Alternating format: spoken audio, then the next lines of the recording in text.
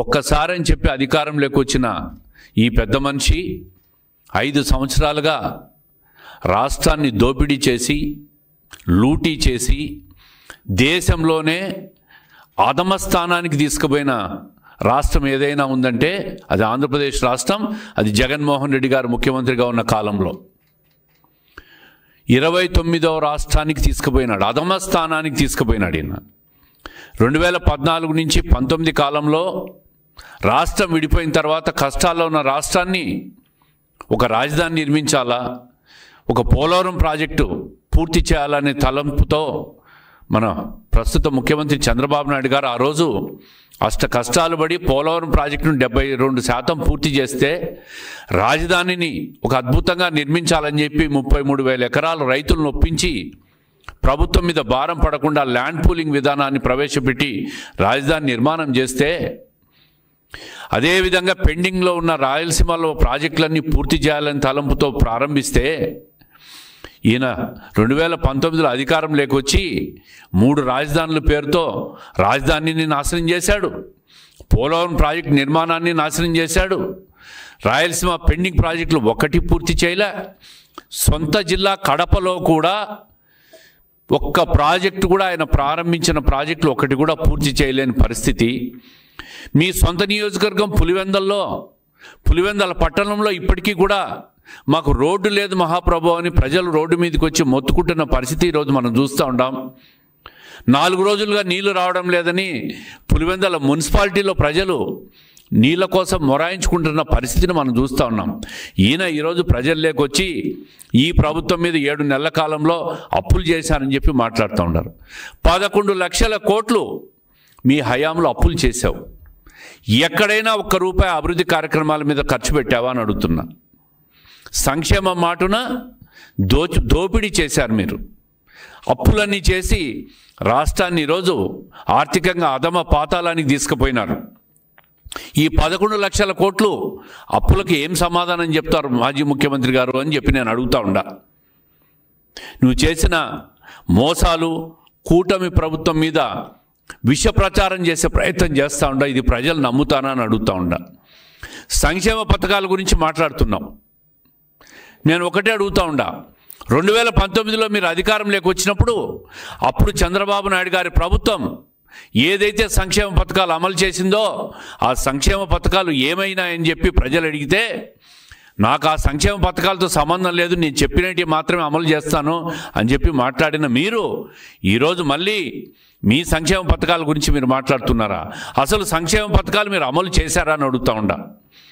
లక్షల మంది పెన్షన్దారులు, వృద్ధులు, వితంతులు, వికలాంగులకు రకరకాల కారణాలు పెట్టి మీరు పెన్షన్లు కోసేసిన ప్రభుత్వం జగన్మోహన్ రెడ్డి గారి గతంలో పనిచేసిన ప్రభుత్వం. ఈరోజు వృద్ధులకు, వితంతువులకు, వికలాంగులకు 4,000 రూపాయలు, 6,000 రూపాయలు, 10,000 రూపాయలు, 15,000 రూపాయలు పెన్షన్ అందిస్తున్న ప్రభుత్వం కూటమి ప్రభుత్వం చంద్రబాబు నాయుడు గారి నాయకత్వంలో. అదేవిధంగా ఏదైతే సూపర్ 6 పథకాలు చెప్పామో మహిళలు 3 గ్యాస్ సిలిండర్లు అమలు చేస్తున్న ప్రభుత్వం మా ప్రభుత్వం. అదేవిధంగా తల్లికి వందనం కావచ్చు, రైతులకు వ్యవసాయ సాయం కావచ్చు, ఇవన్నీ కూడా దశల వారీగా అమలు చేసేదానికి ప్రభుత్వం అన్ని రకాలుగా సిద్ధమవుతా ఉంది. ఈ సమయంలో 7 నెలలకే అధికారం కోల్పోయి మతి భ్రమించి మీ ఇష్టం వచ్చినట్లు ప్రభుత్వం మీద విష ప్రచారం చేసే ప్రయత్నాలు చేస్తూ ఉంటారు. దీన్ని ఎవ్వరు కూడా ఈ రాష్ట్రంలో మిమ్మల్ని నమ్మరు. ఇవి పాయ అభిపాయ అని మాట్లాడుతున్నారు. ఏవీ పోలేదు. ఈ రాష్ట్రంలో చంద్రబాబు నాయుడు గారి ప్రభుత్వంలో, ఆయన నాయకత్వంలో ఈ రాష్ట్రం ఇప్పటికే ముందుకు పోతా ఉంది. ఇప్పటికే మీరు చూసింటారు 6,78,000 కోట్ల పెట్టుబడులు తీసుకొచ్చి ఈ రాష్ట్రాన్ని భవిష్యత్తులో ఒక సంపన్న రాష్ట్రంగా తయారు చేసేదానికి ముఖ్యమంత్రి పడుతున్న కష్టాలు చూసి ప్రజలందరూ హర్షిస్తున్న పరిస్థితిని మనం చూస్తూ ఉంటాం. ఏదైతే ఉద్యోగాల కల్పన అన్నారో దాని ద్వారా ఇప్పటికే 4,28,000 మందికి ఉద్యోగ కల్పనకు ప్రభుత్వం ముందడుగేస్తూ ఉంది. అదేవిధంగా ఎస్సీ, ఎస్టీ, బీసీ మైనార్టీలకు నిధులు కేటాయించి వాళ్ళ సప్లాన్ను కూడా అమలు చేసేదానికి, వాళ్ళను సొంత కాళ్ళ మీద నిలబడేదానికి ప్రభుత్వం ఈరోజు అన్ని రకాల ప్రణాళికలు సిద్ధం చేస్తూ ఉంది. గతంలో మీరు మాట్లాడుతున్నారు 2.5 లక్షల ఉద్యోగాలు పోయినాయని. ఎందుకు అబద్ధం చెప్తున్నారు మాజీ ముఖ్యమంత్రి గారు అని అడుగుతా ఉండా. వాలంటీర్లు 2.5 లక్షల ఉద్యోగాలు తీసేశారంట. మీరు 2023లో ఆగస్టులో వాలంటీర్ వ్యవస్థను మీరు రెన్యువల్ చేయాల్సిన బాధ్యత మీది కాదా అని అడుగుతా ఉండా. మీరే కదా వాలంటీర్ వ్యవస్థను తెచ్చి ఈరోజు వాళ్ళను రెన్యువల్ చేయకుండా నట్టేట ముంచి ఆ వ్యవస్థనంతా కూడా మీ ఎన్నికల కోసం రాజీనామాలు చేయించి వాళ్ళతో ఈరోజు వాళ్ళకు ఉద్యోగాలు లేకుండా చేసిన ఘనత మోసం మీది కాదా అని చెప్పి నేను అడుగుతా ఉండా. 2.5 లక్షల వాలంటీర్లను పచ్చి మోసం చేసి రెన్యువల్ చేయకుండా ఈరోజు ఆ ఉద్యోగాలు తొలగించినారని చెప్పి తెలుగుదేశం కూటమి ప్రభుత్వం మీద విష ప్రచారం చేసే ప్రయత్నం మీరు చేస్తున్నారు. దీన్ని ఎవ్వరు ఏ వాలంటీర్ కూడా దీన్ని నమ్మే పరిస్థితి లేరు. ప్రజల్లో మేము తిరుగుతూ ఉన్నాం. ప్రతి వాలంటీర్ కూడా మీరు మోసం చేశారని చెప్పి మాట్లాడుతున్న మాటలు మేము వింటూ ఉన్నాం. ఒక డిఎస్సి మెగా డిఎస్సి 5 సంవత్సరాల్లో ఒక్క ఉద్యోగమైనా మీరు కల్పించారని అడుగుతూ ఉన్నాం. ముఖ్యమంత్రి అయిన మరుక్షణమే చంద్రబాబు నాయుడు గారు 16,347 డిఎస్సి పోస్టులను మొదటి సంతకం చేసిన ఘనత కూటమి ప్రభుత్వాన్ని.